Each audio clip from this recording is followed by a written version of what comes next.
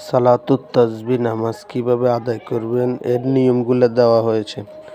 4 রাকাত সালাতুত তাসবিহ নফল নামাজ আদায় করেছি মনে মনে এতটুকু খেয়াল রেখে তাকবীরে তাহরিমা বলে হাত বাঁধতে হবে। এরপর যথারীতি সানা আউযুবিল্লাহ তাসমিয়া সূরা ফাতিহা ও তার সাথে অন্য সূরা মিলিয়ে পাঠ শেষে দাঁড়ানো অবস্থায় সুবহানাল্লাহি আলহামদুলিল্লাহ লা ইলাহা ইল্লাল্লাহু আল্লাহু আকবার এই তাসবিহ 15 বার পড়বে। তারপর রুকুতে গিয়ে রুকুর তাসবিহ পাঠ করে উক্ত তাসবিহ 10 বার পড়বে। এরপর রুকু থেকে উঠে 10 বার পড়বে। এরপর সেজদায় গিয়ে সেজদার তাসবিহ পাঠ করে উক্ত তাসবিহ 10 বার পড়বে।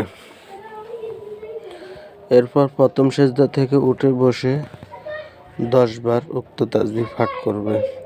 তারপর দ্বিতীয় সেজদায় গিয়ে সেজদার তাসবিহ পাঠ করে উক্ত তাসবিহ 10 বার পাঠ করবে। এরপর দ্বিতীয় সেজদা থেকে উঠে বসে 10 বার পড়বে। এই হলো 1 রাকাত 75 বার। এরপর আল্লাহু আকবার বলা ব্যতীত দ্বিতীয় রাকাতে উঠবে। এই রূপে দ্বিতীয় রাকাত পড়বে। যখন দ্বিতীয় রাকাত আত্তাহিয়াতু পড়ার জন্য বসবে তখন আগে উক্ত তাসবিহ 10 বার পড়বে। তারপর আল্লাহু আকবার বলে তৃতীয় রাকাতে আগের নিয়মে তাসবিহ পাঠ করবে। তবে চতুর্থ রাকাতে উঠবার সময় দ্বিতীয় রাকাতের ন্যায় আল্লাহু আকবার বলা ব্যতীত উঠবে, যেহেতু এখানে আগে আল্লাহু আকবার বলা হয়েছে। চতুর্থ রাকাত শেষে বৈঠকে আগে 10 বার উক্ত তাসবিহ পাঠ করবে।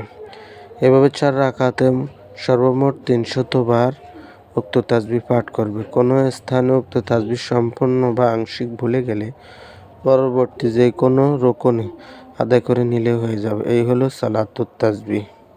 খুব ধ্যান খেয়ালের সাথে একাগ্রতার সাথে এই নামাজ পড়তে হয়। আজকে সালাতুত তাসবিহ পড়ার এক উত্তম সুযোগ, সুতরাং আমরা যারা পারি এই নামাজ পড়ার চেষ্টা করি। আর কাজা নামাজ থাকলে তা এভাবে নিয়ত করে পড়ে নিব। দারুণ।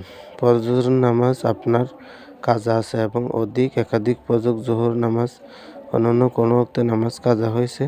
এসব কাজা নামাজ কাজা হয়েছে তার প্রথম ফজরের নামাজ পড়ছি অথবা বলে শেষ ফজরের নামাজ পড়ছি। আল্লাহু আকবার।